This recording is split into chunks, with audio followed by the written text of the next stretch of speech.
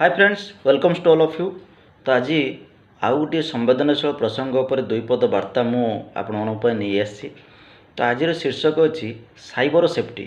बर्तमान आपण मैंने देखुवे उभय सरकारी और बेसरकारी संस्था तरफ विभिन्न स्थान रे लोक माननकु सचेतन करने साइबर सेफ्टी विषय विभिन्न सचेतनतामूलक कार्यक्रम अनुष्ठित करा जाउची, जहाद्वारा कि लोक माने सतर्क हेबे, सजग हेबे एवं निजर कष्ट अर्जित धन को सुरक्षित भाव में रखिपारे।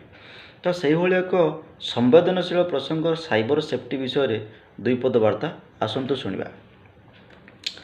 हाथ मुठे आज दुनिया आमर टेक्नोलोजी आनी देइछि, विश्व ब्रह्मांडर अजब खबर सहजरे मिल जाउछि।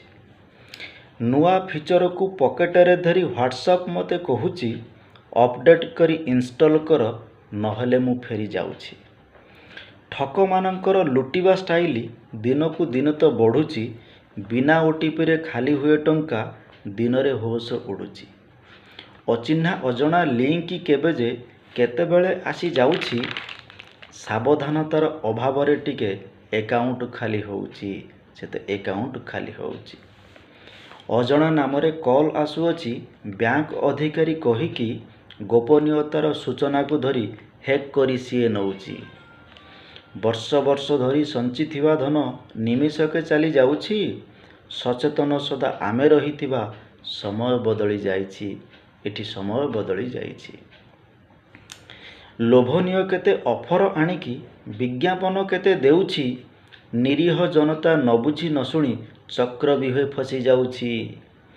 मोबाइल आम रिचार्ज हेउछि बिना परिचय थाई कि बैंक डिटेल्स नबा पाई सी नुआ फंडा गोटे धरिछि। बिना आदेश रे पार्सल जेबे तुम नामे आसी जाउछि, निश्चित होइब सूचना तुमर अपराधी पाखे जाइछि, सूचना तुमर अपराधी पाखे जाइछि।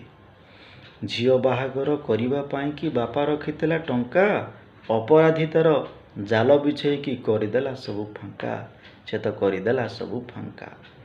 अपराधी जेबे अपराध पाई नूतन तरीका धरिछि, निरापद भावे रहिबा पाई कि नूतन चैलेंज आसीछि।